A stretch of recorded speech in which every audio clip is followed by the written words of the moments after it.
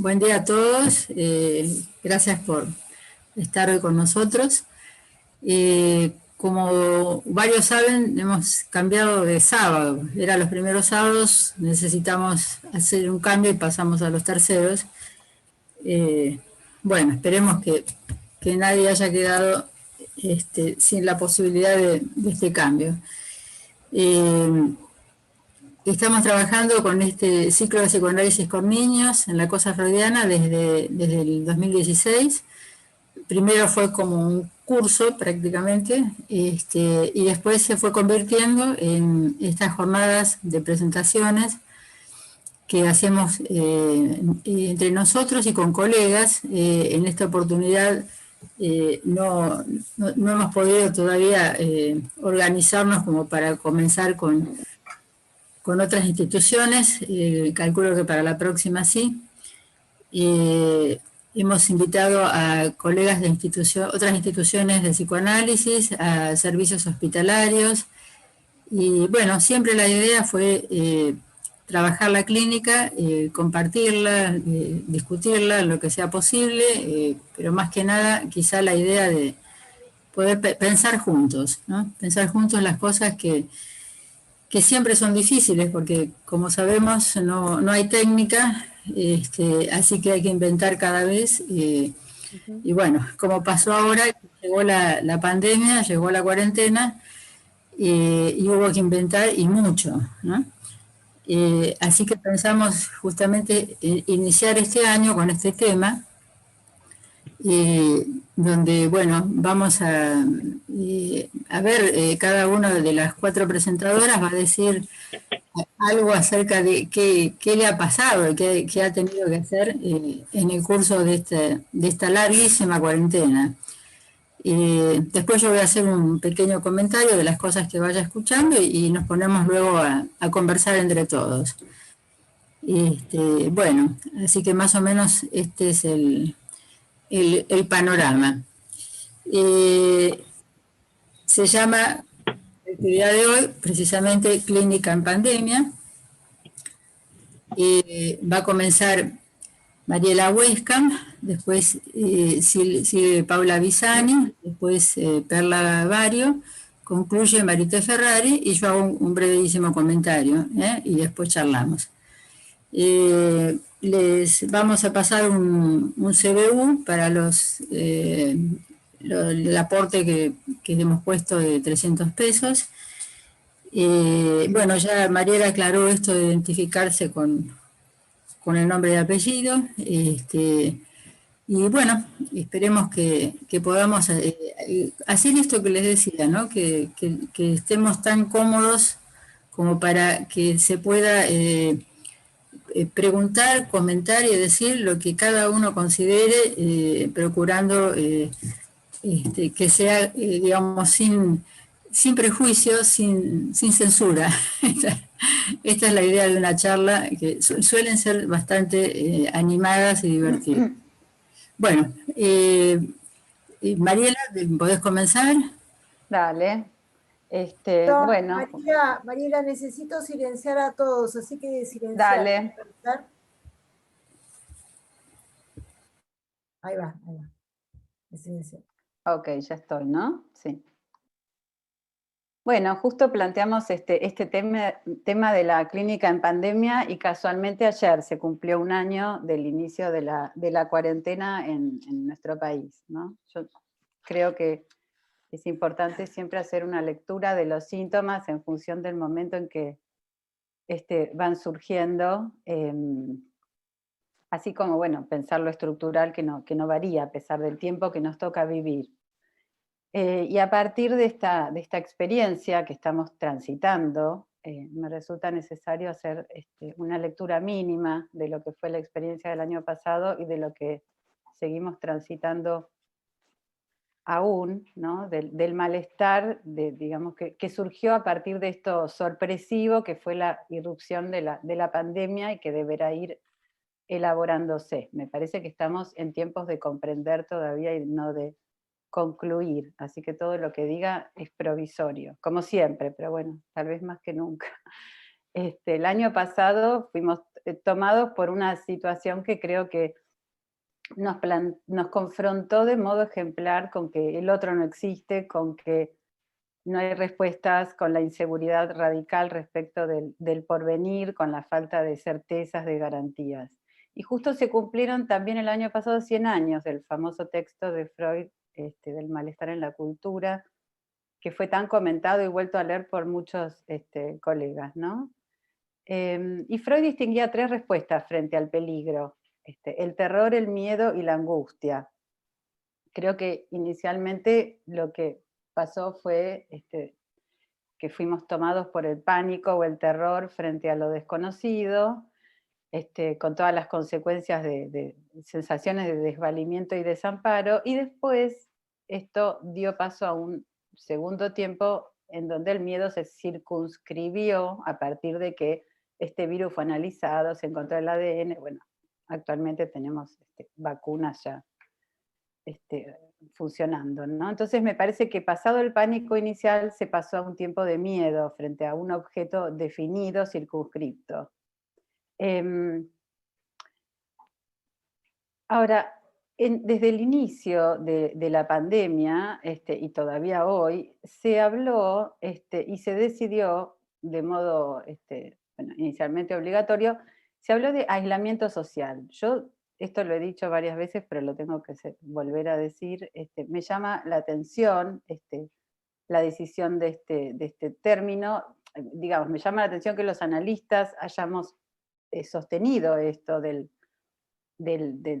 aislamiento social.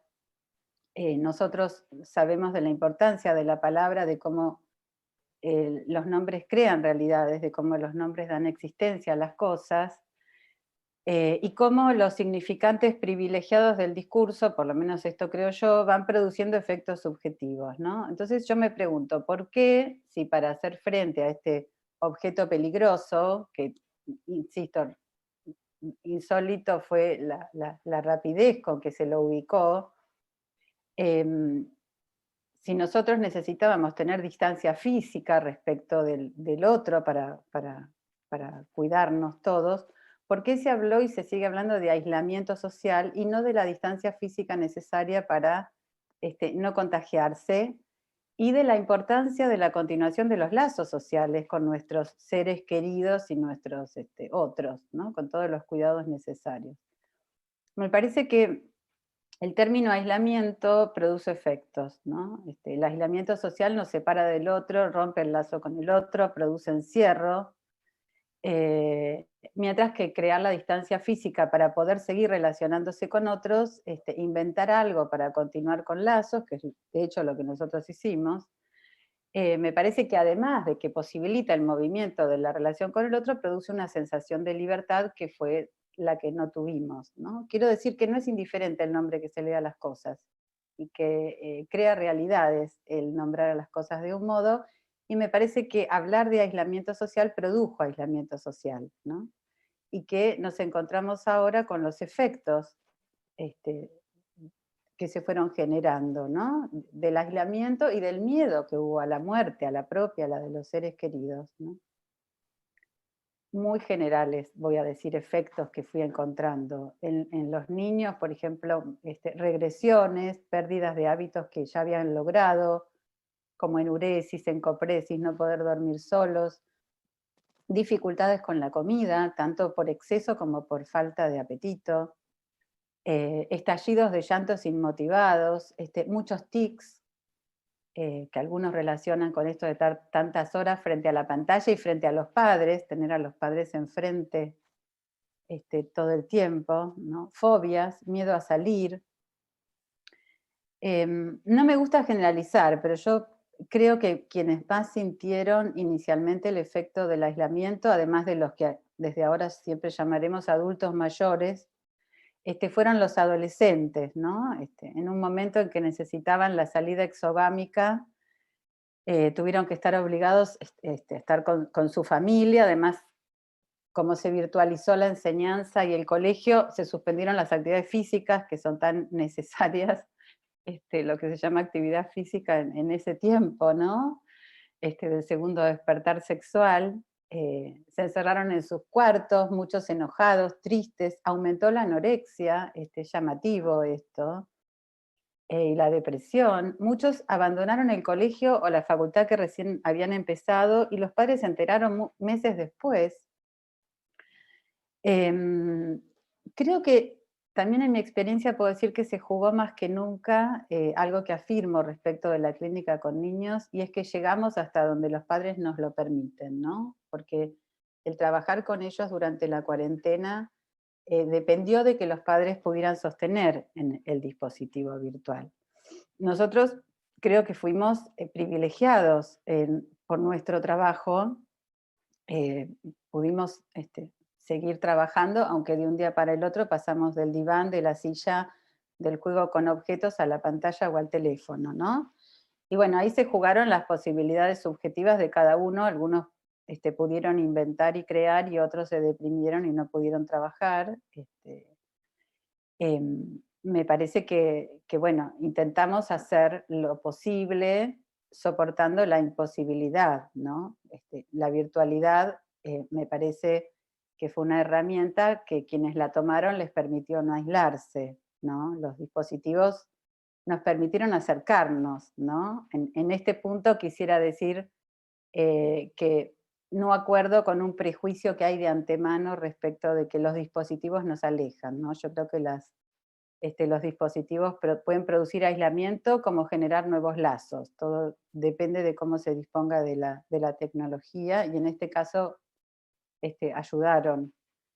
Tampoco creo que tiene sentido pensar si es mejor o peor la sesión por pantalla o por teléfono que presencial, digamos, es distinta. Me parece que tuvimos que arreglarnos con eso, y en todos casos nos sirve para aprender un montón.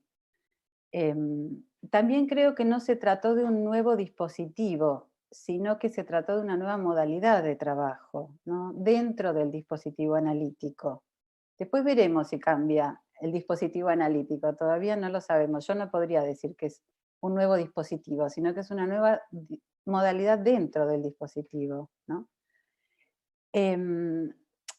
Las preguntas que yo me hago, por ejemplo, es si el que los chicos no puedan manipular objetos dentro del consultorio produce consecuencias, y cuáles serían, ¿no? Y en ese caso, creo que es importante precisar a qué nos referimos cuando hablamos de objeto, ¿no? Que claramente no son las cosas materiales, y qué es lo que pasa con el despliegue del juego con esta modalidad.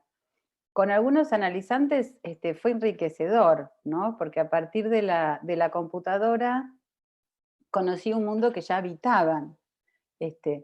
Por ejemplo, una nena que los papás consultaron porque no podía dormir sola, se pasaba a la cama de ellos, es una nena que tiene alrededor de 11 años, es muy tímida, no puede contar lo que le pasa, tiene mucha vergüenza cuando está con gente nueva. Entonces me advierten que no creen que vaya a funcionar porque ni siquiera me quiere conocer, ¿no? Le propongo jugar un juego que ella jugaba,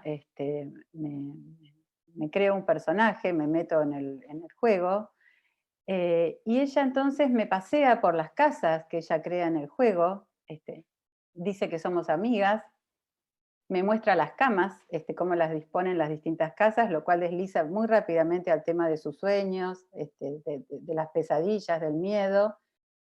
Y en el juego me regala sus mascotas duplicadas, ¿no? Lo cual fue para mí el inicio de que digamos, un tiempo que dio cuenta de la instalación de la transferencia y el inicio del trabajo analítico con esta nena, posibilitado porque yo me armé un personaje de su juego, ¿no? A partir de ahí empezamos a trabajar. Nos podríamos preguntar por las consecuencias, digamos, de la diferencia entre que esté el analista ahí presente en carne y hueso, por decirlo de algún modo, en el mismo espacio físico, ¿no? Que esto no tiene que ver con la presencia del analista, ¿no? Me parece que la presencia del analista tiene que ver con la puesta en juego de la realidad sexual del inconsciente, ¿no? Y que se puede sostener la función, presencia y deseo del analista a partir de estos dispositivos virtuales. Y voy a terminar con una cuestión, la digo muy rápidamente, que me parece que también la posibilidad de trabajo con estos dispositivos, más allá de la singularidad y de los recursos subjetivos, tiene que ver con los tiempos de subjetivación, que esto lo dejo para la discusión, pero digo solamente dos cosas. Yo he contado una anécdota de un nene de 4 años que estaba participando de un cumpleaños a través del Zoom, a través, sí, de una pantalla, de su prima, feliz de la vida, hasta que rompieron la piñata y él lloró desconsoladamente porque no recibió nada, ¿no? Claramente este nene de 4 no podía distinguir el espacio de la realidad material de esa realidad virtual, ¿no? Así como cuando Borges dice que los niños no distinguen los sueños de la vigilia, y cuenta que cuando él le preguntó a un sobrino que había soñado, un sobrino muy chiquito, el sobrinito le dice: yo soñé que me había perdido en un bosque y vi una casita de madera. Entonces fui a la casita, la puerta se abrió y vos saliste. ¿Qué hacías en esa casita? ¿No? Me parece que es importante ahí escuchar el tiempo de los chicos, ¿no? Como una nena de 6 años que empezó su análisis en cuarentena, que estaba furiosa porque quería ir a la escuela y no hacerla por Zoom, y me dice a fin de año, y con esto termino: no nos pueden cancelar la Navidad, sino ¿qué hace Papá Noel con todos los regalos? ¿A dónde los deja? Dice, no pueden quedar para otro año. Para mí, que se va a hacer, porque ya vino el conejo de Pascua, vino el ratón Pérez. Ellos no saben nada de la cuarentena. Además, son animales. Si se contagian, no les pasa nada. Bueno, digo esto para ubicar la lógica, ¿no? y algunas cuestiones para que después sigamos conversando. Bueno, muchas gracias, Mariela. Paula Besani. Hola, buen día a todos. Bueno, mientras escuchaba a Mariela me acordaba de algunos momentos del primer tiempo de la cuarentena que eran así tan oscuros e inciertos, y yo terminaba algunas sesiones con unos pacientes panza abajo, tirada en el piso, con el celular apoyado donde pudiera, y la sensación o la sorpresa con la que me encontraba al terminar era que veía colores. Y les confieso que muchas veces dejaba armado esa escena de juego que se había logrado construir con ese niño intentando su análisis por la virtualidad, porque me gustaba ver esos colores que quedaban sobre el piso, y como además no iba a venir nadie al consultorio después, podía darme ese lujo. Bueno, una de las cuestiones que a mí me empezó a inquietar o a preocupar cuando empezamos a trabajar de manera virtual con los niños que pudieron sostener sus análisis de esa forma, es qué iba a ocurrir con esas situaciones o cuestiones que se nos muestran a los analistas por fuera de ese rato de juego narrativo, ¿no? que uno construye con el niño en análisis. Eso que pasa en el ascensor, eso que ocurre en las escaleras cuando suben y bajan al consultorio, o lo que se arma en la sala de espera, y que queda ahí a la vista como una escena, y los analistas hacemos entrar decía la narrativa del juego en los niños, y también al decir de los padres en las entrevistas.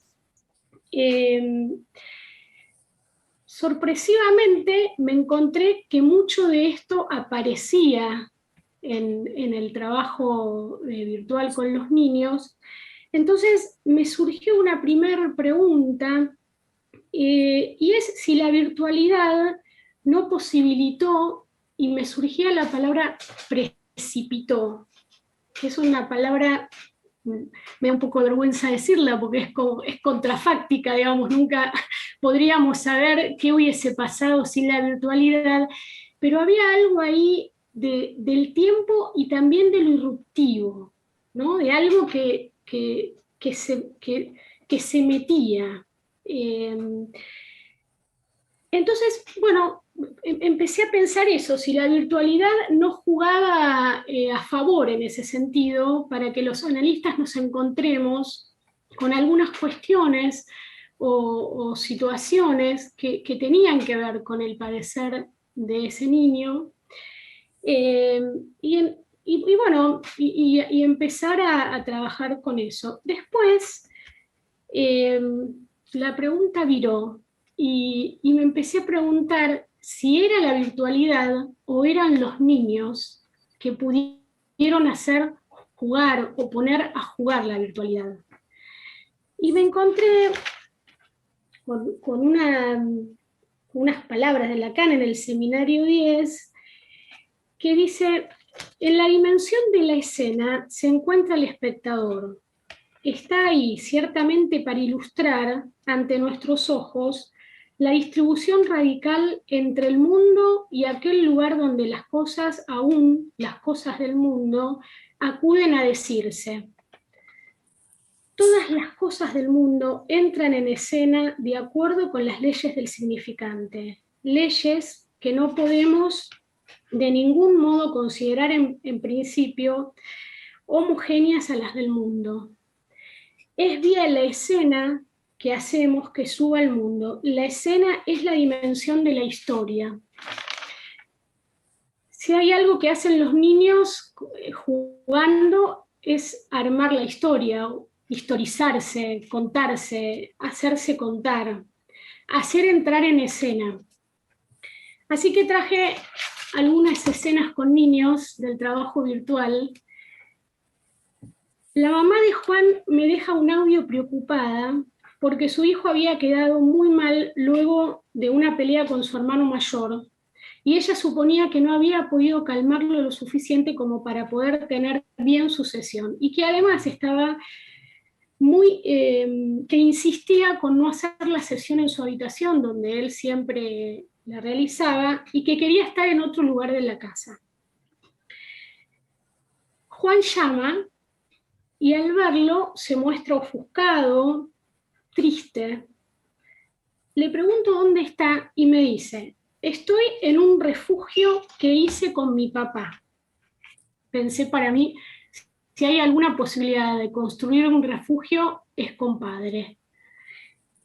Es un refugio que él hizo con su papá en el altillo de la casa, con telas y con algunas maderas traídas del jardín de la casa de sus abuelos. Al mencionarle el mensaje de su mamá, me dice: no es eso lo que pasó.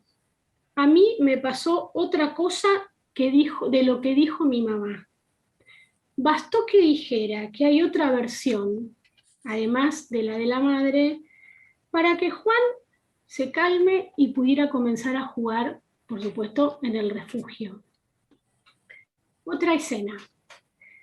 Agustina y yo jugábamos a armar un zoológico. Tenía animales, muñecos, muñequitas, bloques, 1000 ladrillos. En varias oportunidades irrumpieron sus hermanas menores, que lo habían hecho durante todo el trabajo con ella y con esta modalidad, pero hasta el momento, o hasta hacía poco, ella no lograba decirle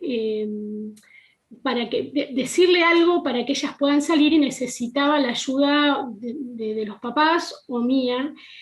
Pero a esa altura ya podía decirle cosas como, por ejemplo: este es un momento privado. Aunque esté en nuestra habitación, vos tenés que irte porque esto es mío. Era una niña que hasta hacía poco había que pedirle que cierre la puerta del baño cuando iba, ¿no? O se metía la mano en la nariz y se sacaba los mocos, se los comía. Estábamos jugando y de repente su cara se transformó. Yo veo una mano que aparece en escena, así, entra, sale, parecía que sacaba algo de lo que estaba ella utilizando, y nos quedamos las dos sin palabras. Yo me quedé totalmente aturdida por lo que sucedía, y ella también, perplejas. Agustina al punto del llanto, pero sin decir una sola palabra. Luego de unos segundos que pudimos recuperarnos, yo le digo, ¿qué pasó?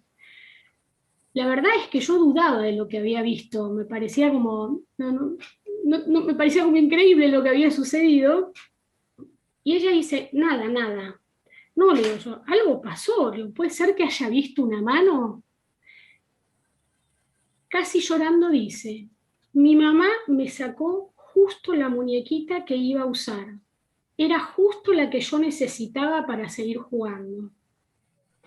Luego de unos minutos, le propuse que quizá entre los juguetes que había sacado o los que todavía quedaron por sacar, tal vez encontrábamos alguna muñequita o algún muñequito o alguna otra cosa que nos ayudara a seguir jugando.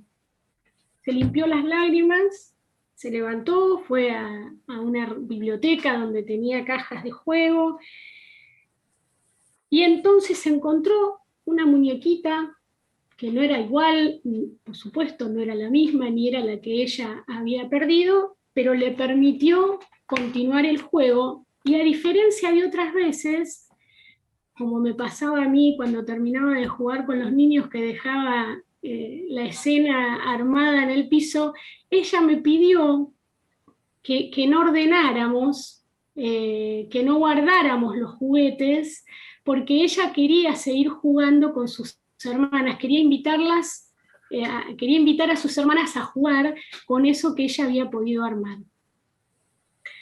Otra escena. Pedro trae a escena un dragón que se come todo.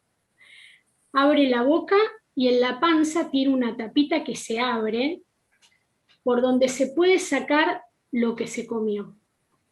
Es un varón, con lo cual el agujero es el agujero que simula el ano, por donde, la cola, decía él, por donde el dragón hace caca. Todo lo que entraba solamente podía salir si algo o alguien lo rescataba o el dragón hacía caca. Se comía todo, autitos, bloques, soldaditos, y hasta me comía a mí. El celular por el cual él me veía se deslizaba a la panza del dragón, yo caía al fondo de la panza y me pasaba muchos minutos, adentro de la panza del dragón, viendo toda la pantalla verde y totalmente aturdida por los ruidos que hacían todos los objetos que iban entrando y chocaban con el celular y con todo lo que había quedado adentro. Yo no podía distinguir las palabras que él relataba, no podía distinguir su relato de juego, ni tampoco él podía escucharme a mí, que estaba a los gritos adentro de la panza del dragón tratando de salir, y solamente salía si venía algún superhéroe, algún robot, como les decía, o si el dragón me hacía caca. Así estuvimos varias semanas. Hasta que un día le dije, Pedro, yo necesito que me ayudes, no puedo seguir permitiendo que el dragón me coma, me tenés que ayudar, porque yo me aburro dentro de la panza del dragón, no puedo escucharte, no puedo jugar con vos, y además me aturden los ruidos, ¿no? En ese momento sale corriendo y dice, voy a buscar a mi papá. Sale de la habitación, abre la puerta y viene con el papá de la mano, lo trae, y entonces le dice, él nos va a ayudar. Agarran 2 tachos que había, ¿no?, de baldes, tratan de meter el dragón en los baldes, pero era muy grande. Entonces al papá se le ocurre atarlo con una lana para ver si podían inmovilizarlo. Bueno, y resultó. Esa sesión, el dragón quedó ahí y pudimos pasar a otra cosa. A la sesión siguiente, el dragón se soltó. En el transcurso de estos encuentros, el papá me escribe un mensaje por WhatsApp pidiéndome que lo ayude a buscar a un analista por su prepaga para poder comenzar a analizarse. Un día, después de que el dragón se venía zafando de la lana, yo vuelvo a pedirle ayuda y le digo que tenemos que hacer algo para cerrarle la boca a ese dragón porque se come todo. Entonces él nuevamente dice, ya sé, y sale corriendo, sale de la habitación y vuelve con una cinta de papel. Entonces dice, es una cinta de papel que me regaló mi papá para jugar. Es igual a la que vos tenés en el consultorio. Y a mí se me ocurrió algo. Agarró el dragón y empezó a encintarle la boca. Fue sumamente efectivo, el dragón no pudo abrir más la boca, quedó a un costado, y al terminar esa sesión, él dijo, le voy a mostrar a mi papá cómo se hace. Y a continuación, fue muy conmovedor para mí, dijo, extraño tanto, pero tanto, jugar con vos en el consultorio que ya no aguanto más. Así que fue con quien volví al consultorio de modo presencial, con barbijo, alcohol en gel, distancia social y todo eso necesario. Y allí fuimos, Pedro, el dragón y yo, bueno, a encontrarnos nuevamente en otro lugar. Bueno, muchas gracias. Bueno, casi sin respirar, ahora continúa Perla Vario. ¿Dónde andás, Perla? Perla. Desilenciate, Perla. Ya me desilencié. Bueno, como íbamos diciendo y como arrancó Mariela, decía hace un año, sí, hoy hace un año que empezó una cuarentena que nos clausuraba el afuera y nos dejaba en el interior de nuestras casas y nos conmovía este acontecer que teníamos, este hacer cotidiano, el consultorio, ir, los trayectos, el esperar a nuestros pacientes, el miedo a cómo íbamos a actuar, cómo íbamos a poder dar continuidad con nuestros pacientes. Y lo que me permitió seguir adelante a través de la pantalla, del teléfono, fue mi deseo como analista. La pandemia no clausuró mi deseo y tomé unas palabras de Lacan, de la proposición del 9 de octubre, que dice, el deseo del analista no es puro amor por el inconsciente, participa necesariamente de esa ambigüedad que hace que el psicoanalista cambie su saber en horror cada vez que responde mediante su acto a aquel que quiere saber su verdad. Esto me llevó a recibir una niña de 10 años que la pregunta de sus padres era cómo ayudarla porque tenía ataques de ira mientras jugaba con la compu a los juegos, rompía, se tiraba al suelo, rompía diferentes objetos. El padre cuenta que además hay mucho temor por la herencia de una enfermedad mental hereditaria. En la entrevista con los papás,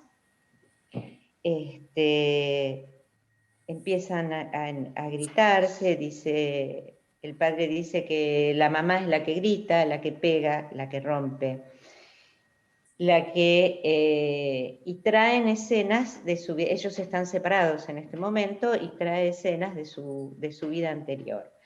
es decir, lo que les pasaba a ellos, bueno, y entonces él le dice, vos sos una loca, y ella le dice, vos no cumplís con los contratos económicos, y él le dice, no los voy a cumplir hasta que no me trates bien.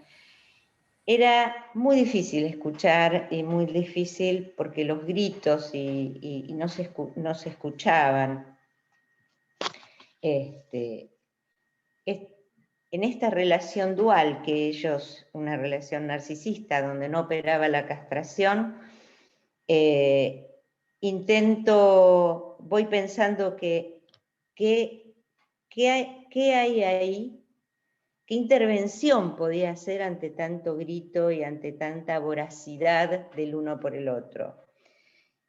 Y pienso que hay algo que sí los conmueve a ellos, que es que consultan por su hija. Entonces, este espacio que se les ofrece va a operar como un tercero, y ahí es donde paro, les digo que no los puedo escuchar así de una forma muy fuerte, y que en verdad este espacio es un espacio que les permite un espacio de palabra para poder pensar en su niña. Ustedes están aquí por su hija, y yo voy pensando que la presencia de un tercero en la escena acota goce a través de un despliegue en transferencia.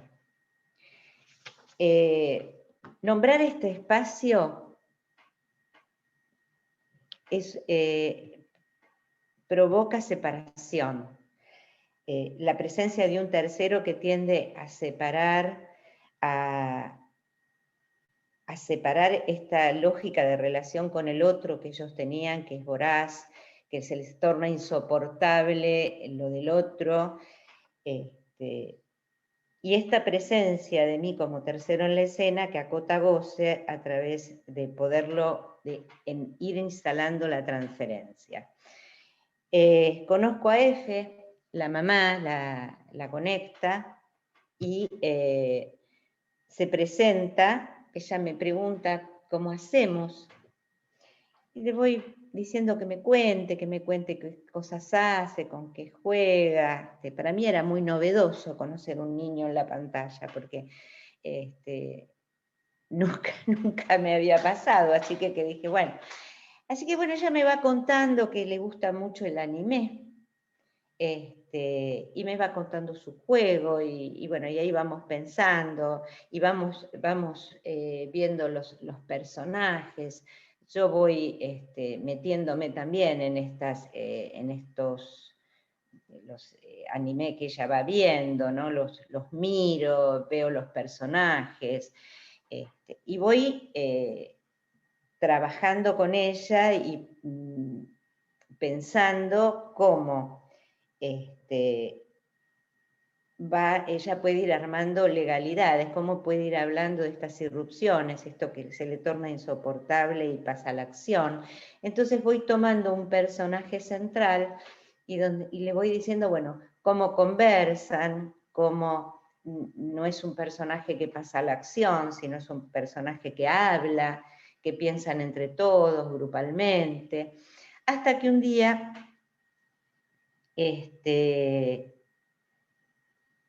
llama la mamá y me cuenta que está desesperada porque está rompiendo todo. Enfoca la cámara, es muy difícil esta escena porque enfoca la cámara, ella saltaba, rompía, tiraba. Entonces le voy contando que recuerde lo que vamos trabajando juntas, nombro el personaje, que yo puedo acompañarla, que puedo hablar con ella. Se da vuelta y me dice, ahora no, en la sesión. Cortamos y en la próxima sesión la conecta la mamá y ella le dice, es un espacio solita. Entonces yo ahí recojo el guante y le digo a la mamá, sí, le puede permitir que ella se conecte el día de la sesión, a esa hora que yo le mando la invitación, y es a partir de ahí que ella encuentra yo digo ese espacio de paz, porque los papás en las entrevistas van pudiendo hablar, y van encontrando un espacio de palabra, y ella les puede decir a sus papás que le da mucha paz y mucha tranquilidad que ellos hablen. Perdón, Perla, un segundo. Acá estás, no te veía. Está bien, está bien.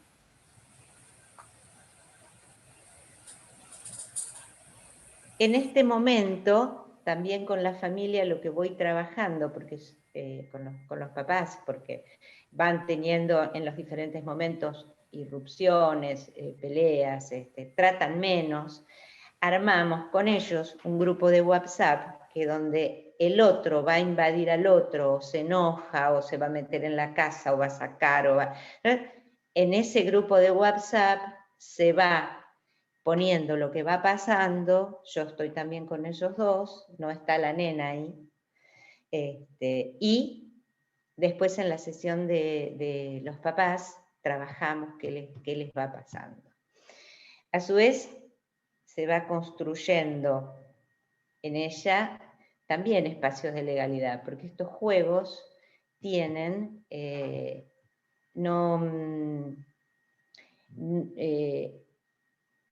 tienen sanciones si se insultan, porque después ella me pudo ir contando por qué se había puesto tan mal y por qué había roto todo y se había enojado, porque le habían dicho gorda, tonta. Entonces yo le pregunto si uno en esos juegos puede hacer lo que quiere, pues son juegos en red. Y entonces me va explicando que no, que hay uno no se puede insultar,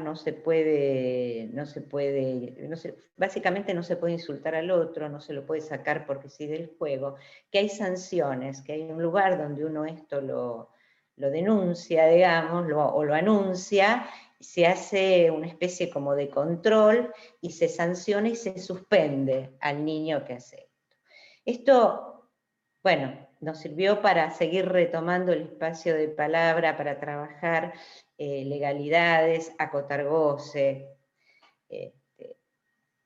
Y creo que son momentos de ella de mucho reconocimiento y paz, porque deja de hablar de los juegos y de sus enojos para empezar a hablar de sus miedos. Los miedos que ella tiene, lo que ve, lo que siente, ¿no? Y esto es, yo recordé cuando hay una canción de Serrat que dice que pintada y no vacía está mi casa, el odio se amortigua detrás de la ventana. Tomo esta frase porque me parece que esto es lo que se pudo construir en este espacio, ¿no? Es decir, son espacios de separación, donde ella pudo rescatar el espacio, separarse y tener un espacio de paz que conserva, porque cada semana es ella la que me manda a decir que me está esperando. Bueno, es esto que quería compartir.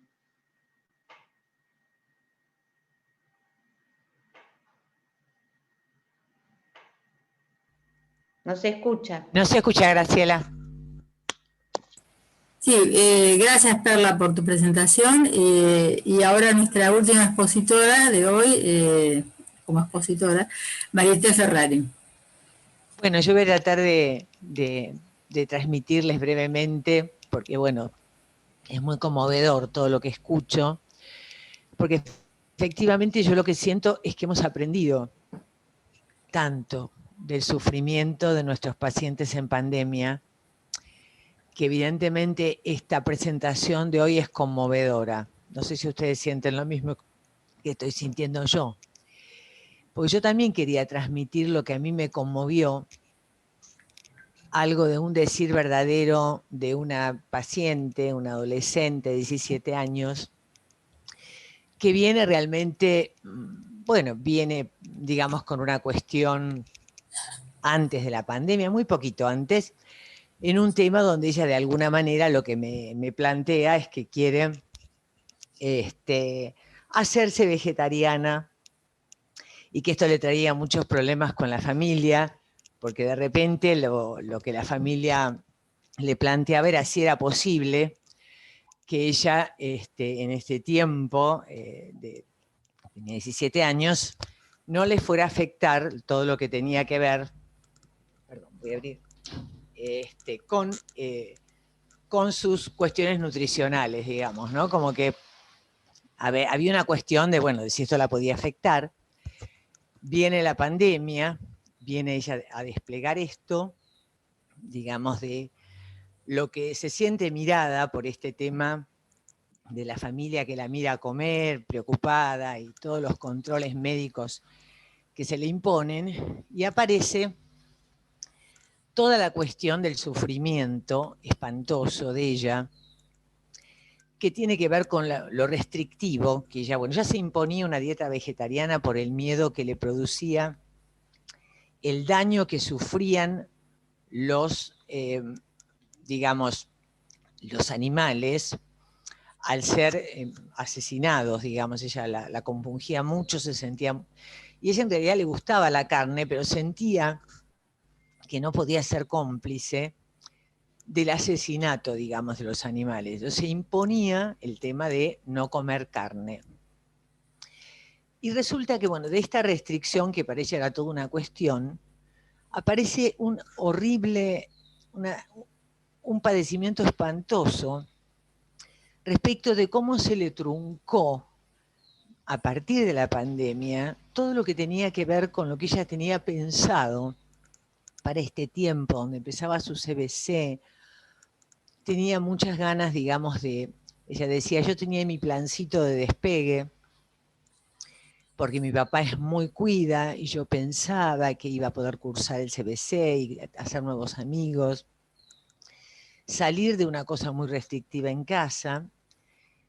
Y entonces empieza a desplegar una cuestión de cuál es el sentido que para ella toma esta cuestión de la restricción y esta amenaza, digamos, que representa la pandemia, que a ella se le liga con una cuestión como muy, muy complicada, porque en algún lugar ella siente que tiene que cumplir a rajatabla la cuestión restrictiva de no encontrarse con amigos y no salir de casa, por temor a contagiar a su mamá.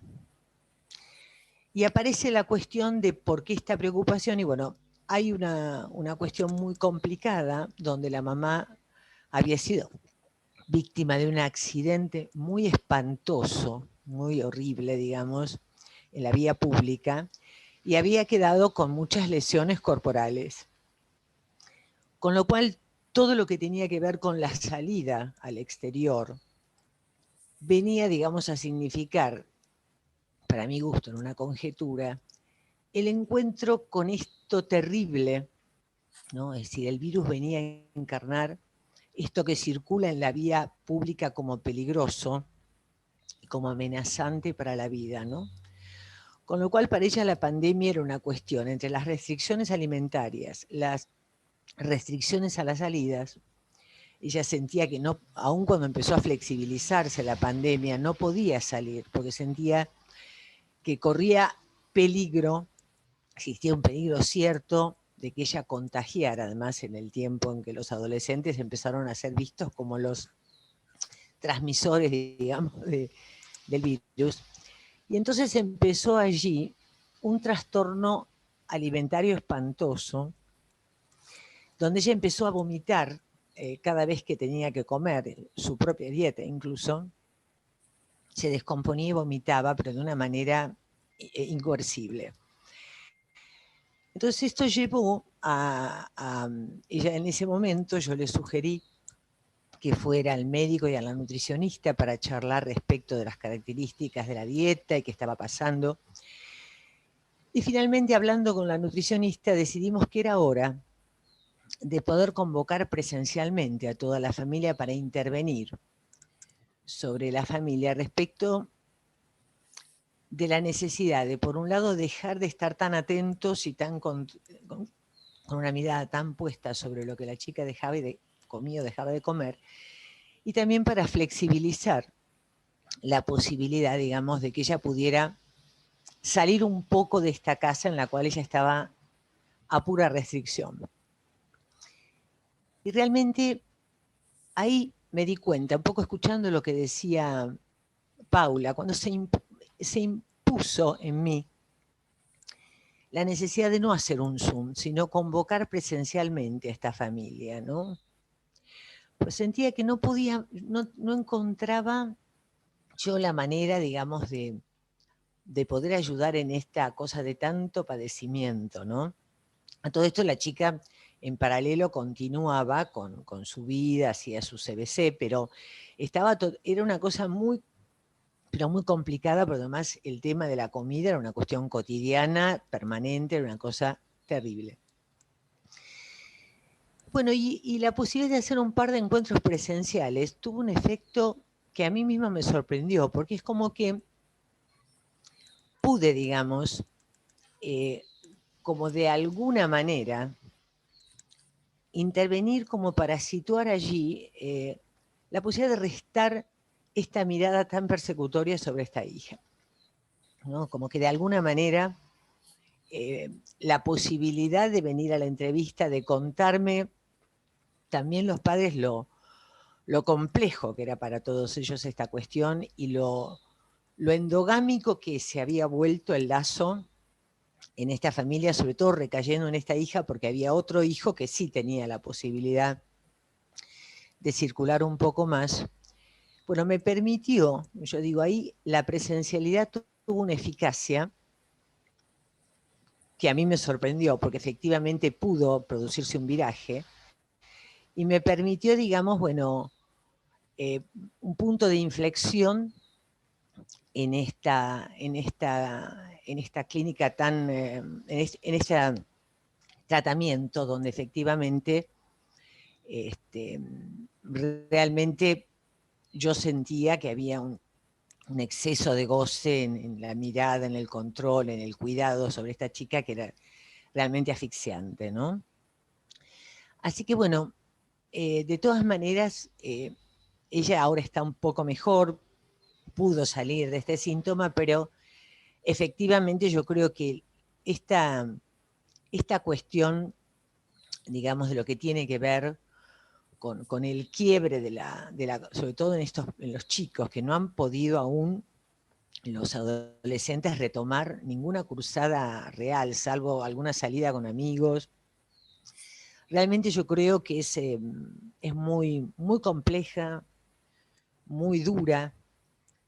Es decir, los adolescentes yo creo que son los que más realmente han padecido, porque además, justamente en el tiempo, ella además lo decía con un dolor terrible, ¿no? Decir, yo tenía mi plancito de salida y me siento cada vez más cuidada. Dice, yo me vine para adentro y me fui para atrás. Ella misma lo pudo situar así, ¿no? Con lo cual, bueno, evidentemente todo esto me parece que nos ha enseñado mucho, además de la importancia. Ella empezó primero muy tímidamente cada 15 días y después se instaló y fuimos las dos viendo la importancia y la potencia y la posibilidad, digamos, de este lazo, digamos, por fuera, digamos, de la endogamia que significaba este encuentro nuestro, aunque sea en la pantalla, y me parece que también el hecho de poder quedar sostenidos en el deseo del analista también nos sostuvo a nosotros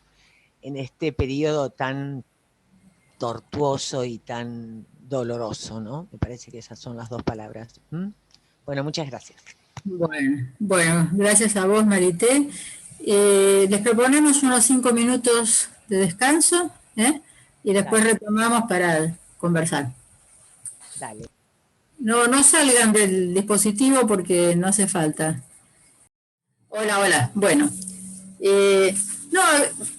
subrayo nomás algunas cosas que me quedaron de lo que se iba diciendo, que realmente había mucho y muy interesante, y pensé que solamente recortar dos ejes, digamos. Uno, el que concierne a lo que es el funcionamiento de lo que llamamos el discurso analítico, como algo que no parece haber estado particularmente afectado por el hecho de la virtualidad. Por supuesto, sí, hay una cantidad de variables y de variantes, pero pareciera que se sostienen nociones como, bueno, lo concerniente al deseo del analista, a las legalidades, ¿no? A un espacio de legalidad que suele constituirse en ese encuentro. En ese sentido, me pareció importante también cómo este espacio de legalidad del psicoanálisis pudo dar lugar a lo que sería una salida de la endogamia propiciada por el aislamiento social. Eso que recortó Mariela al comienzo me pareció como un punto de partida fundamental, porque es cierto, no es lo mismo un grado de separación, de distancia, etcétera, etcétera, que este significante aislamiento social, que yo creo que ha tenido consecuencias nefastas, efectivamente, y como también se iba diciendo, ¿no?, cómo los nombres crean realidades, también comenzó Mariela diciéndolo, y después cada uno lo dijo, me parece, a su manera. Los nuevos nombres que se crearon a partir del uso de la virtualidad también producen efectos, y que sí, quizá sea uno de los terrenos para ir pensando y desarrollar, ¿no? Digamos, esos nuevos nombres que hemos incorporado, es lo mismo que pasa con todo el discurso relativo a la sexualidad actual, donde hay una cantidad enorme de nombres que se han creado.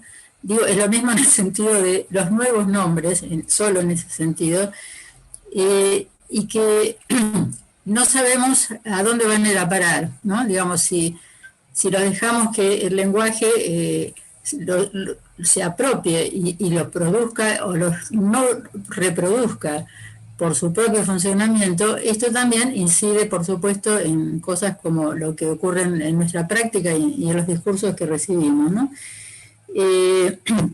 Bueno, lo de la presencia del analista, que, bueno, digamos, el tema de la presencia física, por una parte, donde creo que podemos destacar que la voz y la mirada se han podido sostener en el trabajo virtual, como dando, digamos, haciendo presencia física en el sentido pulsional, ¿no? La voz y la mirada. Y distinguiendo esto de lo que es el concepto de presencia del analista, que es esto que plantea Lacan como el analista formando parte del concepto de inconsciente o de la realidad sexual del inconsciente, diferenciando las dos cosas. Digamos que me parece que es importante que no se confundan, digamos. Y la otra cosa que me parece que se iba señalando en varios trabajos es esto de eso que está por fuera, como los márgenes, ¿no?, de los encuentros analíticos, y que se producen en los encuentros presenciales, pero parece que también se produjeron en los virtuales. Y creo que es también muy interesante, porque eso que está en los márgenes creo que tiene que ver con lo que no entra del discurso, y en algún punto tocan lo real muchas veces, que son esas cosas que nos pasan, y esas intervenciones que no sabemos por qué las hicimos, que nos tomaron sorpresivamente en la entrada o la salida de la sesión, pero esto también parece que ocurrió aún en la virtualidad. Así que bueno, de mi parte nada más, así que los invito a que charlemos, a que cada uno nos comente lo que tenga ganas de su experiencia o de lo que escuchó hoy. Bueno, Están todos invitados a esto.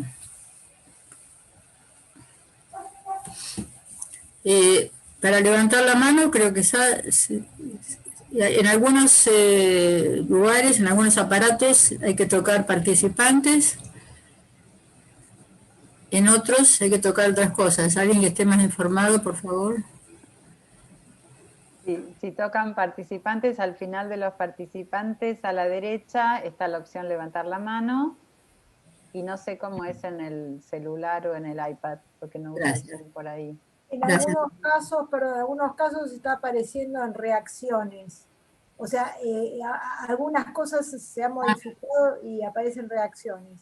Pero en reacciones tenés aplauso y levantar la mano. Que no es sí, pero en el iPad están los 3 puntitos y dice levantar la mano.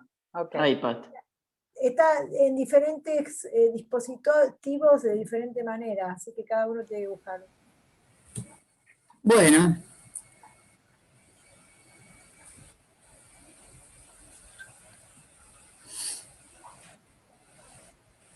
La idea es que puedan hacer comentarios, lo que les surja, ¿no? De lo que fue también la experiencia de ustedes en este tiempo, ¿no? Sí, pensamos mucho en tomarnos tiempo para compartir, ¿no? Compartir nuestra experiencia, la de ustedes, y que sea un espacio de charla.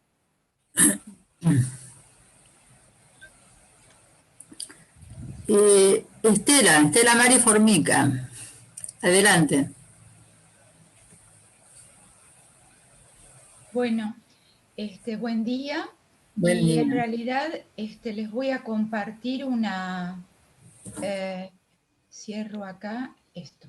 Les voy a compartir una cuestión, una duda en relación a las palabras circulantes que sabemos los efectos que producen. Recién en este mini recreo busqué un significado posible del término virtual y me encuentro que dice que solamente existe, la definición de virtual, que solamente existe de forma aparente y no es real, por un lado. Por otro lado, han hablado recién ustedes de la presencia del analista, que efectivamente, en mi opinión, también se ha manifestado y muy bien en los respectivos tratamientos y con chicos, y la verdad es que los chicos me enseñaban, ¿no? Dónde tocar en la pantalla, jugábamos a la escondida, por ejemplo. Bueno, en realidad ellos se escondían o tocaban y entonces desaparecían de la pantalla, y yo decía que eso era que se estaba escondiendo para poner algún sentido, porque si no quedaba en simplemente tocar iconos y nada. Y la otra cosa que me vengo preguntando justo en estos días es acerca de la palabra presencialidad. No me gusta, así, espontáneamente, volveremos, no volveremos a la presencialidad.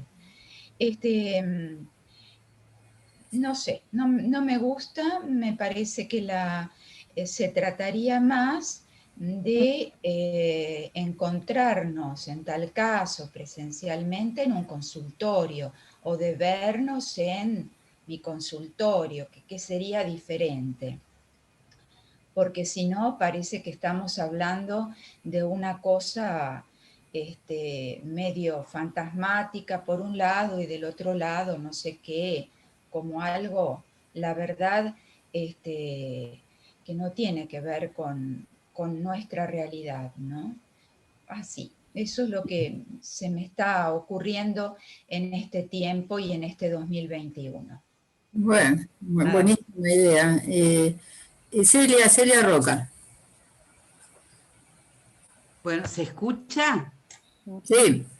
Bueno, primero mi agradecimiento por las presentaciones, por todo este exponer y dar a ver generosamente algo de la clínica con niños en pandemia, realmente riquísimo. Pero quería solo mencionar o decir algo de algunos puntos que fueron ahora retomados. Uno, lo que Mariela traía, ¿no?, sobre el modo de nombrar la cuestión, por ejemplo, del aislamiento social, y me preguntaba, y esto de cómo nombrar también crea realidades. Me preguntaba, y lo pongo a debate, si además de crear realidades, no tiene también la capacidad de dar a escuchar, de dar a conocer cierta cuestión fantasmática, ¿no? Que la imposición de determinados nombres también nos permite o da a conocer algo de eso, de una fantasmática que está circulando. Y en ese sentido, también pensaba en todo, como Graciela traía, todos los nuevos nombres alrededor de la cosa sexual, pero no solamente, que giran y a veces se imponen, si no tendrían justamente también esa misma, no estaría en juego también esa cuestión, lo que pueden mostrarnos de una dimensión fantasmática que obviamente también va a instituir cierta realidad. Y que eso, digamos, no encuentra variación en función de si es presencial, para llamarlo, o virtual, ¿no? Porque me preguntaba también cuando traían, ¿dónde ubicamos la cuestión y la diferencia entre lo virtual y lo presencial? ¿Lo ubicamos en la presencia física? No. Yo diría que no. Yo diría, es medio oscuro todavía, no encuentro todavía el mejor modo de decirlo, que justamente porque hay de lo real, pero lo real no es la presencia física, pero porque hay de lo real es que algo no pasa a lo virtual. Digamos, algo de lo pulsional, lo voy a llamar así, no pasa a lo virtual. Si bien está la voz, no es la misma dimensión que la voz, la mirada. Es cierto, como esos objetos pulsionales son separables y separados, es posible que estén en juego en el campo de lo virtual, pero hay en relación a eso algo que no pasa. Se me ocurre decirlo en principio así, supongo que hay mejores formas por ahí que afinar el decir ahí. Pero bueno, quería, algo Graciela vos habías traído con los márgenes, eso que no pasa ni al campo imaginario ni al simbólico, porque hay un real, que no es nada más que eso que impide que todo pase. Claro, claro. No es que puedo decir lo real es esto o es aquello. Es porque hay de lo real que no todo pasa a la imagen, al simbólico. Bueno, es una aproximación que quería poner a conversar. Y de nuevo, gracias. Gracias a vos, Celia. Luz Aguilar. Sí, ahí está. Hola. Bueno, sí, muy conmovedores todos los testimonios que han compartido y es muy importante tener este espacio en el que podamos hablar entre colegas de lo que estamos viviendo y de cómo estas nuevas realidades nos van confrontando con distintos escenarios que no teníamos pensado. Y lo que me quedó resonando es esta cuestión, lo que vos retomás, Celia, en relación a lo real, lo que no todo pasa, y a los nombres que crean realidades, ¿no? Y lo que decía Estela, que no le gustaba el término presencialidad, y cómo jugar entre la presencia y la ausencia, y lo que queda en el borde. inclusive con las distintas cuestiones que traen el inicio de este año con chicos con presencialidad escolar, que empiezan, en qué burbuja están, ¿no? Por ejemplo, ¿no? Entonces salir y entrar de la burbuja, no quiero esta burbuja, también son nombres que, bueno, qué sé yo, qué efectos tienen para quién, ¿no?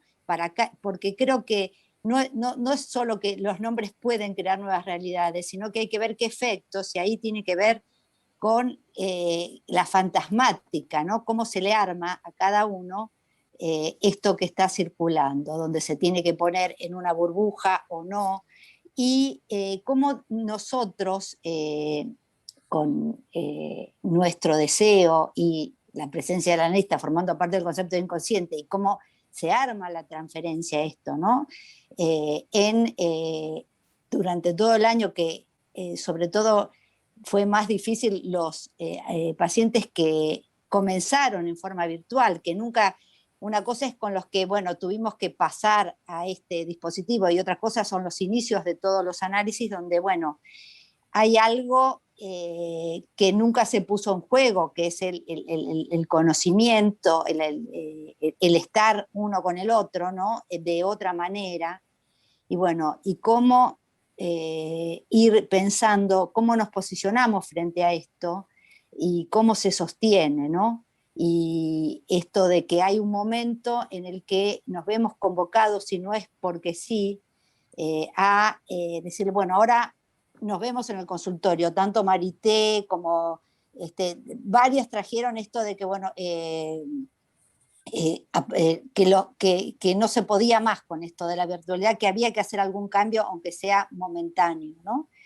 ¿Por qué? Porque hay algo que quedaba en el borde, algo que quedaba perdido y que no había manera de hacerlo en esta forma de trabajo. Más allá de que todos jugamos, que los niños nos han enseñado un montón, que están en posición de maestros en, bueno, compartir pantalla, ahora escribir acá, poner allá, chicos que dibujan en la pantalla y me muestran los dibujos y cómo, bueno, más allá de todo esto que hemos aprendido, bueno, cómo nos posicionamos como analistas y cómo el deseo de analista hace que sigamos creando y recreando más allá de la pandemia, ¿no? Así que es muy bueno esto de compartir.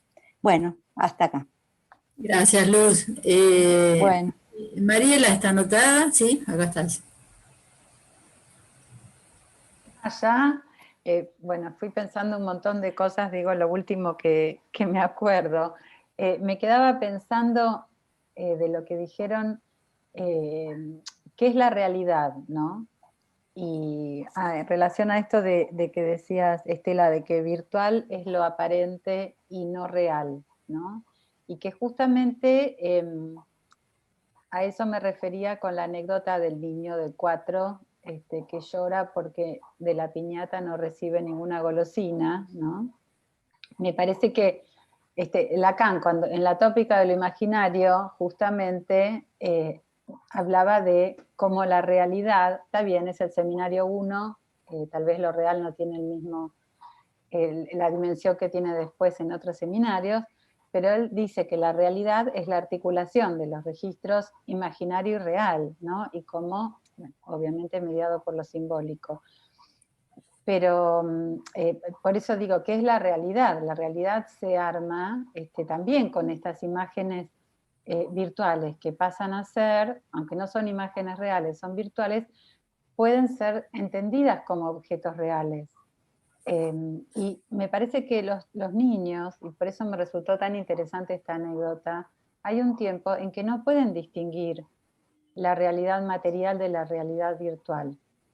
Esta confusión que a los adultos neuróticos se nos puede armar en algún momento. Yo me acuerdo que una vez no había ido a un país, a un lugar de un país, pero lo había visitado tanto con Google Maps, había caminado tanto por todas las calles, porque iba a ir, después no fui, que le conté a una amiga cómo era, y yo nunca había estado en Casablanca, y lo había caminado tanto que fue rarísimo, cuando me di cuenta que no había ido ahí, pero bueno, había paseado por un montón de lugares, los podía describir. Pero bueno, rápidamente me di cuenta al día siguiente que había estado hablando de un lugar que no había estado. Pero los niños hay un tiempo en que realmente quedan tomados por esto y se pueden confundir. Entonces, por eso decía que la virtualidad, además de los recursos subjetivos, porque algunos no pudieron, tanto analizantes como analistas, digamos, no pudieron prestarse a esta modalidad. Me parece que también hay tiempos en la infancia en que quedan confundidos estos registros. No digo para trabajar o no trabajar, pero para tenerlo en cuenta, ¿no? Es algo que descubrí con esta anécdota. Sí, gracias Mariela. Ingrid, perdón que te había salteado. Sí, no hay problema. Me vino bien igual esto que dijo Mariela, porque a mí hoy me pasó esa confusión. Yo veía viendo todas las presentaciones. Primero agradecerles porque realmente todas las presentaciones fueron hermosas y súper conmovedoras. Y veía como el hilo conductor en todas, y tenían que ver con esta dualidad de lo endogámico y lo exogámico. Y creo que a mí, yo necesitaba el break de ir a hacerme un café, porque por un momento sentí como ahogo, y esta cuestión de otra vez llega marzo, llega el otoño, llega la pandemia, estar adentro, la virtualidad y el aislamiento, como lo planteó hoy Mariela al principio. Y quería marcar unas cosas pequeñas, como esta similitud del dragón con el cocodrilo, de la boca del cocodrilo, de lo que planteaba Paula, que por ahí es muy obvio, bueno, pero a mí se me vino la imagen enseguida. Y una vez escuché Marité con esto del vegetarianismo y del veganismo, que no en todos los casos, por supuesto, pero que en muchos casos tenían que ver con identificación primaria y con esta cuestión de devorar al padre y la comida totémica. Y todo remite como a lo mismo, como a un estado muy primario, y hasta como sin salida, de un año largo y pesado, que ahora, bueno, se empieza a vislumbrar un poco, pero muy lento. Y me apareció recién como pregunta, a partir de lo que comentó Celia y algo que dijo Graciela de la virtualidad, de la legalidad distinta de la virtualidad, y de lo real que queda como por fuera, si la virtualidad no produce algo de fragmentación. Esta cuestión de que algo queda fuera, pero cortado, como arrasado, distinto de un borde, que contiene, no sé, es una pregunta, la estoy como armando, no tengo muy claro ni siquiera la formulación de la pregunta. ¿Cuál fue la palabra si no produce algo de? De la fragmentación, al quedar lo real totalmente arrasado, bueno, no sé, no lo puedo ni formular bien yo, pero está ahí como las palabras dándome vuelta. Bueno, agradecerles de nuevo. Gracias, Ingrid. Marité. Me vino bárbaro lo que plantea Ingrid, porque justamente, ¿no? En esta dimensión de lo que, de la cuestión de lo real, ¿no? En el punto de cómo intentamos ubicar esto que queda por fuera, que le vamos dando nuevos nombres, la eficacia que esos nombres tienen sobre eso que dejamos afuera, la imposibilidad con esos nombres de hacer entrar eso que queda afuera, también, ¿no? Como si yo dijera, bueno, si yo digo todes, queda fuera la imposibilidad de la relación sexual y se resuelve, porque ahí hay un general, una E, que viene a pacificar la guerra entre los sexos, digo, por hacer un chiste, ¿no? En este tema del aislamiento, ¿no? Esta cuestión de por qué, como decía Celia, ¿por qué lo llama aislamiento? Porque hay algo fantasmático donde el virus viene a mostrar la encarnadura de la peligrosidad que encarna el prójimo. Es esto que está en el cuerpo del otro, que es lo expulsado de uno mismo, que viene como infección. Entonces, bueno, yo me tengo que aislar porque la presencia del otro es un peligro. A mí me parece que es por ese lado que surge este significante horrible del aislamiento, de la presencialidad, son cosas pomposas, espantosas, agobiantes, horribles, pero bueno, son maneras justamente de ubicar, digamos, de cómo hacemos con este costado real que nos trae el virus, que realmente viene a conmover, porque además el virus aparece, yo tengo un escrito una vez, bueno, para una revista, qué sé yo. El tema de que, bueno, justamente en el punto mayor de la globalización, de los viajes, del turismo, de las hordas de turistas en Roma, qué sé yo, aparece la restricción, el aislamiento, no poder viajar, no poder ir a Chascomús, no poder ir a Mar del Plata, no sé. Es loquísimo, ¿se dan cuenta? Es decir, es algo... Lo que pasa es que, claro, en algún lugar no es lo mismo uno que es un adulto que un niño o que un adolescente que está justamente en el tiempo, digamos, donde, bueno, la escena, sacar lo que está fuera de casa le da un aire para poder tramitar lo terrible de estar dentro de la boca del cocodrilo, por decirlo de alguna manera. Al quedar eso alterado, el grado, digamos, de sufrimiento es muy grande, me parece a mí. Este famoso síndrome de la cabaña no es lo mismo. Hoy salió en La Nación una mujer de 86 años que le parece que está bárbara dentro de su casa, que una piba de 17, ¿no? Que en algún punto, en el caso de mi paciente, estaba como muy... es un padre muy boca de cocodrilo, muy cuidador, que cuida a todos para que nadie se accidente, nadie le pase nada, y bueno, no puede cumplir una función propiciatoria de poder salir del dragón y del cocodrilo, ¿no? Por eso digo, es muy, muy complejo, porque yo creo que justamente los nombres son fantasmáticos, porque fantasmáticamente le queremos dar una vuelta a este real, que no es que el virus sea real, sino que desata algo real, algo que no entra, que nos conmueve, que nos viene a conmover y a restringir en la vida diaria, y que estamos todos sin encontrarles la vuelta, porque esto además no es algo que ya pasó, sino que sigue pasando, ¿no? Con toda la carga de malestar que nos trae. Yo creo que a mí me trae un malestar espantoso, creo que a todos, ¿no? Bueno, gracias. Bueno, gracias a vos, Marité. Patricia Mariscotti. Hola, hola. Bueno, buen día. Bueno, la verdad que estoy como también conmovida porque, claro, uno vuelve a ver todo lo que pasó durante el año 2020. Pareciera que estos meses de calor hubo cierta como posibilidad de cambiar, pero bueno, se nos viene algo con el 2021 y yo vengo con una especie de pregunta, algo que yo escuchaba, Mariela comentó algo que a mí también me hizo mucha pregunta, que es que jugaste en algún momento, Mariela, dentro del juego virtual, una paciente o un pacientito.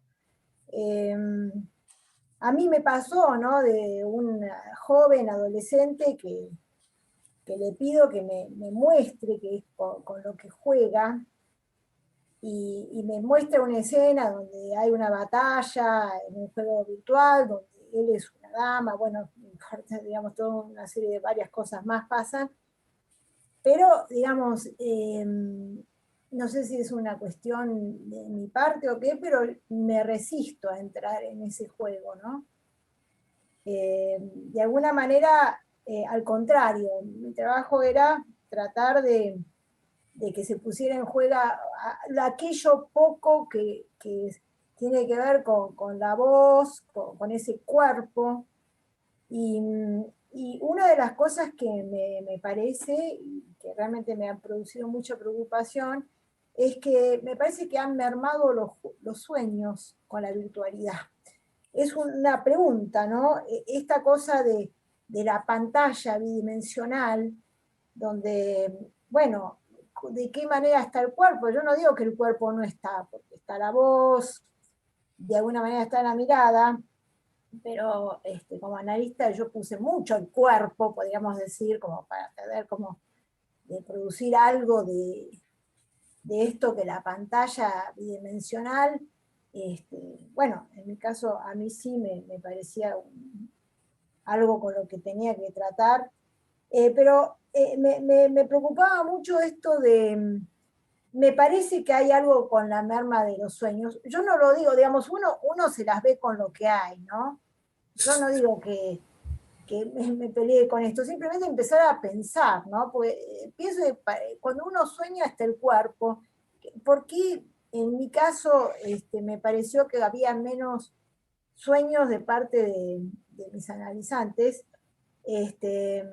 Pero es una pregunta, realmente es una pregunta. Me parece que la virtualidad tiene ese riesgo que parece que abarca todo, ¿no? Y que justamente no quiere dejar nada por fuera, y esto es, digamos, obviamente tramposo, ¿no? No es así absolutamente, ¿no? Al contrario, queda todo por fuera, al revés.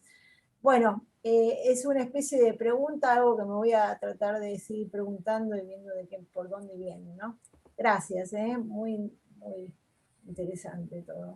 Qué pregunta tan fascinante, diría esta de los sueños, Patricia. Yo estoy anotada, no sé, ahora no aparezco, pero me anoté.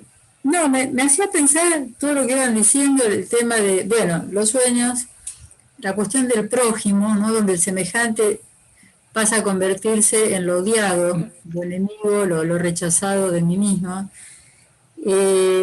Esto de que pareciera que lo virtual ha puesto en escena algo de lo real que no estaba, digamos, a mano, si se puede decir.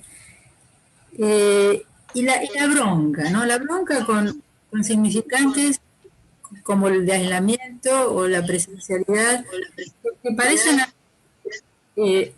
por favor, hay algo... Hay algo que hay que silenciar, Patricia, ¿te fijas? Porque no lo Es el arreglaron. Galaxy 8 más. Bueno, digo, la bronca, ¿no? Como una especie de indignación con algo que tiene que ver con estos significantes, aislamiento, presencialidad, pero en el sentido de que parecen deshumanizar. Digo, se me ocurría esto de una deshumanización, porque el aislamiento invita a un rechazo al prójimo y a un sálvese quien pueda, ¿no? Cosa que también se está viendo con las vacunaciones, sálvese quien pueda. Por suerte es parcial, la mayoría está localizada en una legalidad como para que le toque a todos.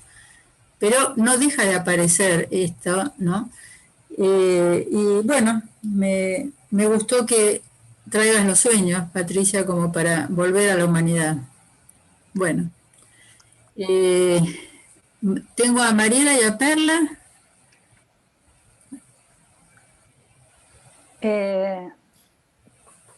Me parece que en todo caso se trata de no darle consistencia a esto del aislamiento, ¿no? Y creo que también tiene que ver con cómo cada uno como analista vivió la experiencia para poder escuchar y dar un cauce diferente a esto que puede venir como aislamiento del lado de los analizantes, ¿no? Yo la escuchaba a Marité y recordaba también una adolescente que inició el análisis en plena cuarentena, que estaba escondida en el cuarto, se conectaba sin cámara en el colegio, había bajado 8 kilos, no tenía hambre, y se fue aislando cada vez más de su familia, de los amigos. Los padres se enteraron a final de año que había dejado el colegio, y ellos no sabían. Y como en análisis pudo armar un espacio fuera, ¿no? Y pidió un encuentro presencial, que por supuesto sostuve, y que después sirvió para que conmigo prenda la cámara y pueda desplegar toda la cuestión respecto de su lugar en los grupos y su relación a la mirada, y hubo un cambio de posición, empezó a comer, empezó a tener ganas, vio todas las materias que había perdido, empezó a tener ganas de hacer cosas, ¿no? Y creo que esta experiencia nos confronta con algo que vos decías, Graciela, que yo siempre pienso en relación a lo necesario de reinventar el psicoanálisis, ¿no? Como hemos visto que las formas pueden variar, pero sostenerse el dispositivo, y por otro lado, cómo cada cura es singular de acuerdo a lo que va pasando en la transferencia, cómo el analista va pudiendo sostener el objeto en la transferencia, en esto que contaba Paula, ¿no? De cómo sostiene el objeto en el juego, también a través de la virtualidad. En mi experiencia no ha habido merma de sueños en analizantes que estaban en diván y que han trabajado, yo en ese caso seguí trabajando por teléfono, no con cámara, digamos. La verdad es que no tuve esta experiencia de que haya menos producción respecto de sueños o otras formaciones del inconsciente, ¿no? Bueno. Gracias, Mariela. Perla Vario.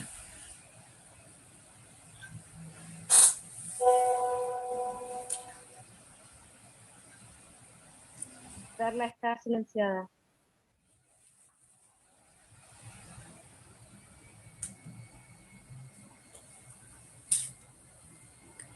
Ya va, ahí está. Me olvido de sacar el micrófono. Así que hablo sola. No, yo pensaba, vos sabés, Patricia, que a mí me pasó en mi experiencia como analista, como persona y en rueda de personas, que por el contrario se soñaba más, ¿no? Y que, porque no podemos negar lo que angustia, cómo se sueña. Había sueños sin salida que iban contando los analizantes. Por el contrario, no me pasó eso, pero quería recomendarles un libro que yo estoy leyendo que se llama El Tercer Reich de los Sueños, que es una periodista que antes de la Segunda Guerra Mundial y cuando empieza la persecución de los judíos, empieza a soñar ella y a darse cuenta de lo que sueñan las personas, los temores, los miedos, y cómo esto de alguna manera se condensa en el sueño. Bueno, toma nota y después, bueno, Hannah Arendt lo retoma en Nueva York y ella misma este libro lo escribe en Nueva York, ¿no? Es muy interesante, está escrito por una periodista,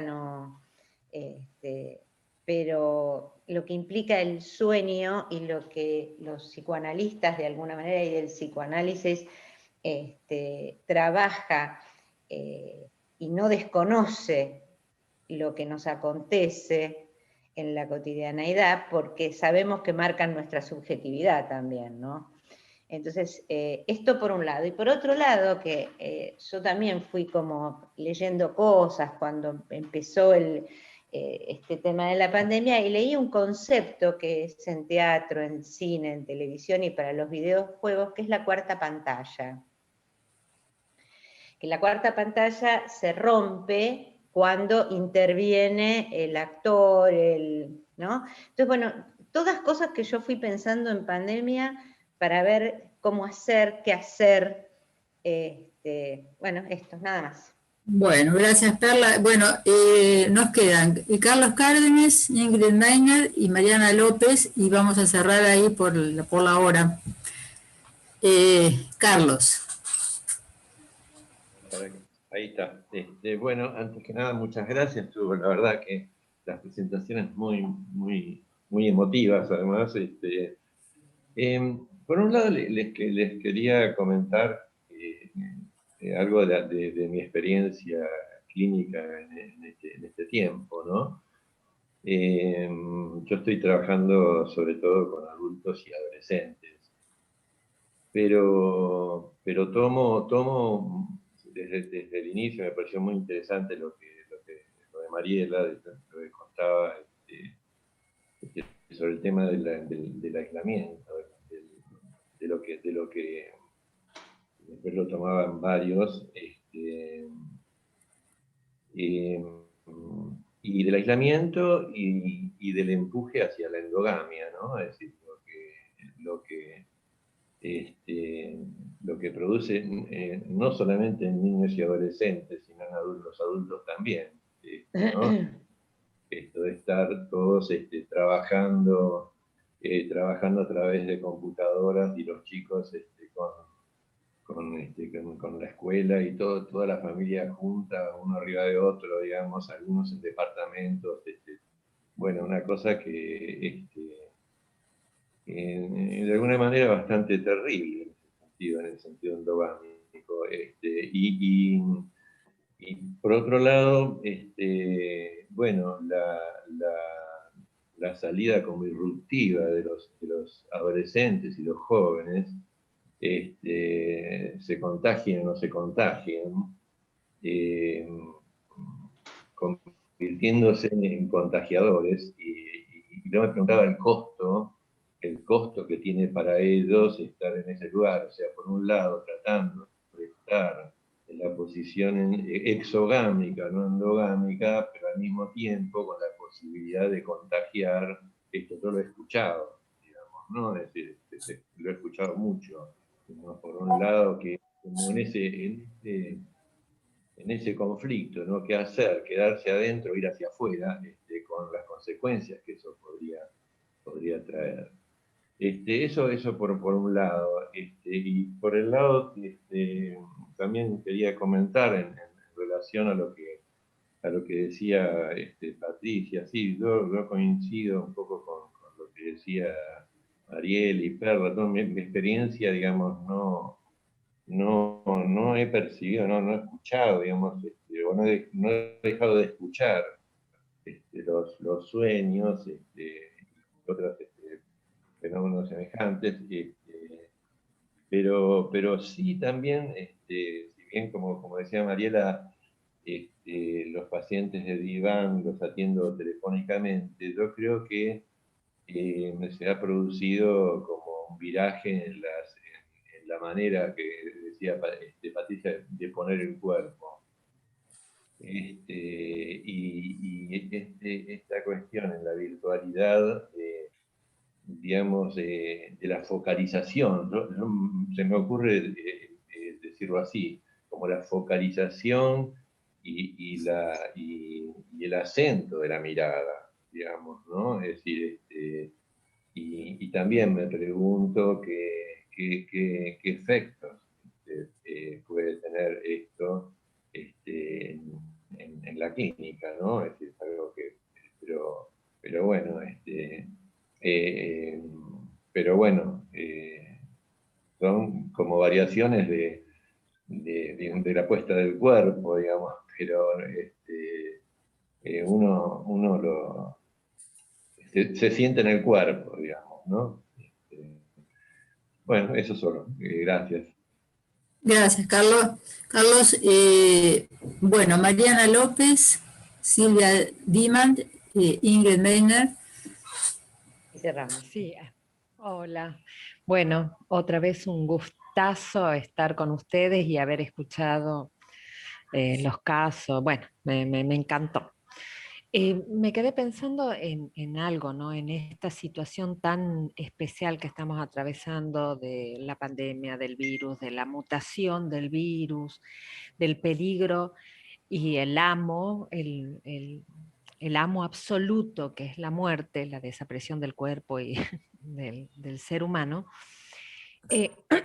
Creo que nosotros como analistas y el discurso del psicoanálisis es el único que se cuestiona a sí mismo, ¿no? Y que se hace pregunta a sí mismo. Creo que este es como el momento, digo yo, capaz que soy una vanidosa, que creo que es el momento de los analistas de plantearnos estas cosas, ¿no? Porque es como digo, ¿no? Es el único que se cuestiona a sí mismo. La ciencia no se cuestiona, el capitalismo no se cuestiona, o sea, el resto de los discursos, ¿no? La histérica, la universitaria, bueno, la histérica sí, pero nosotros tenemos otro modo de cuestionarnos y un lazo inédito, ¿no? Bueno, eso nada más, y muchísimas gracias. Silvia, sí, vos. Sí, gracias. Bueno, hola a todas, muchas gracias a todas y todos. Muchas gracias por los casos que han traído, por cómo se nota, ¿no?, ahí el analista puesto en función. Y a propósito de lo que recién decía la colega del psicoanálisis cuestionándose a sí mismo, yo pensaba que, ¿por qué seguimos diciendo que hacemos atención virtual? Digo por la palabra virtual.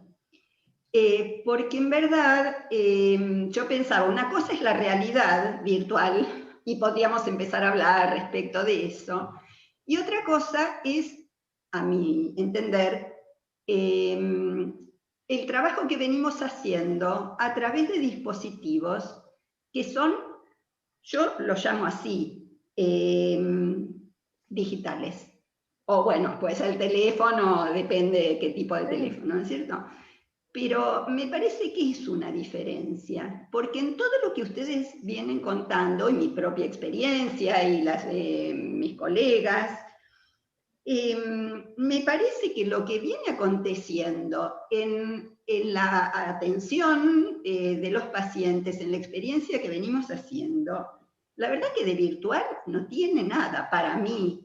Hay ahí en juego, sí, el deseo del analista cuando está, y las consecuencias que esto tiene en esa ir y venir de la transferencia, digamos, en los efectos que se van produciendo, en los cambios que se van produciendo en las posiciones de los pacientes, de los analizantes. Entonces me parece que, nada, quería decir esto, que no sé si justamente con lo que veníamos hablando y venían trayendo respecto de los nombres, así como el aislamiento o esto de la presencialidad, también lo virtual me parece que le quita peso y entidad, decir que atendemos virtualmente, le quita peso y entidad a lo que estamos haciendo, porque me parece que ahí está puesto el cuerpo, el nuestro, el de los analizantes. Me parece que, bueno, yo tampoco tengo Patricia, la experiencia de que haya habido menos sueños, pero bueno, cada uno va haciendo su registro. Y me acordaba, por ejemplo, o tenía presente de un pacientito de 10 años, bueno, ahora ya 11, que empecé a atenderlo antes de la pandemia, poco tiempo antes, y venía muy durito así, y empezamos con las sesiones a través del espacio digital, y seguía estando así, y hoy en día está tirado en la cama, revolcándose, mostrando los pies, un niño con unas inhibiciones importantes, agarrando su gato, digamos, y hay algo, porque uno puede decir, a ver, ahí está el cuerpo, está funcionando algo de un movimiento subjetivo por el cual él puede ahora hablar, mostrar, moverse. Digo, para un ejemplo, ¿no? Entonces, creo que, por supuesto, tenemos mucho para pensar respecto de lo que venimos haciendo para formalizar en algún momento, pero para mí es un nuevo instrumento si lo podemos usar desde la perspectiva del análisis, ¿no? Y del deseo del analista. Nada, quería y agradecerles porque lindísimos los casos. Gracias. Bueno, yo quedaba yo sola con la manito, así que digo algo pequeño, pues ya estamos en hora. Me parece que la clínica sí es diferente en niños y en adolescentes, al menos en esta cuestión. Y ahora me doy cuenta por qué me apareció esto de la fragmentación. Porque los niños por ahí, cuando Paula contaba el relato de alguno de sus casos, aparecía el niño acostado, ella acostada en el piso, digamos, se veía como completo en cuanto a su cuerpo. En cambio, en los adolescentes se ve esto, la cara, digamos, el cuerpo queda fragmentado. Y sí me pasó, coincido con Mariela, lo que le pasó a Mariela en su clínica, con varios pacientes adolescentes, que bajaron mucho de peso y no registraron que bajaron de peso. De hecho, un caso puntual de una paciente mía que llegó a pesar 39 kilos y se dio cuenta cuando la médica le dijo, ¿pero vos no te diste cuenta que bajaste tanto de peso? Y ahí se dio cuenta que el pantalón que tenía puesto le bailaba y que antes le quedaba súper ajustado y casi no se le podía cerrar. Pero hasta ese momento que su médica de cabecera le señaló esto, ella no lo había registrado. Y digo esto en función a la exogamia, a la exploración de la sexualidad en la adolescencia, que quedó en este periodo de aislamiento como truncado, y sí a esta asociación que hay ahora, con lo que planteaba Carlos hace un rato, de la salida media como voraz, a encontrarse con otros adolescentes y señalados como los culpables de la traída, de la enfermedad y de la muerte, como causantes de esto. Bueno, solamente eso, ya estamos en hora, no sé si alguna de las chicas que puntuó quiere decir algo, si no estaríamos cerrando el espacio. Ingrid, si me dejas, quiero leer un comentario que escribió acá Mariela Equier en el chat, que dice, hola, que dice que le están pidiendo una derivación, pero que piden que sea presencial, ¿no? Yo acuerdo con esto que dice Silvia, y un poco era lo que quería plantear respecto a que no creo que hace un cambio de dispositivo, me parece que es el dispositivo analítico que hicimos lo que pudimos y se sostuvo en una modalidad diferente, ¿no? O con el celular, con la pantalla, o hablando por teléfono. Y bueno, pero es cierto que hay analizantes que necesitan venir al consultorio. Creo que ahí ya depende de cada uno, ¿no? Muchos de nosotros estamos vacunados, podemos con los recaudos necesarios trabajar, o no, bueno, eso lo decidirá, ¿no? Sí, lo decide cada uno, Mariela. Cada uno. Yo creo que yo hubo pacientes que antes de vacunarme atendí con las ventanas Sí, yo abiertas, también. en la terraza, ¿viste? Porque realmente pedían. Y yo entendía que había que hacerlo así. Sí, perdón, nada más agradezco, estoy Hola, Mariela. Hola. acercándome a este espacio desde el año pasado y me gusta mucho, me interesa mucho. Yo estoy en el Centro Oro, coordino el departamento de niños del Centro Oro, así que bueno, alguna vez me encantaría poder armar algo en común. Más allá de eso, yo lo traía con un signo de pregunta en relación a que se cuela ahí algo y la demanda, ¿no? Esta cuestión que siempre trabajamos los analistas, digo, porque en este caso mi colega me dice, tendría para derivarte una niña de 11 años, pero quieren presencial. Digo, ¿quién quiere? Es el pedido de los padres, ¿no?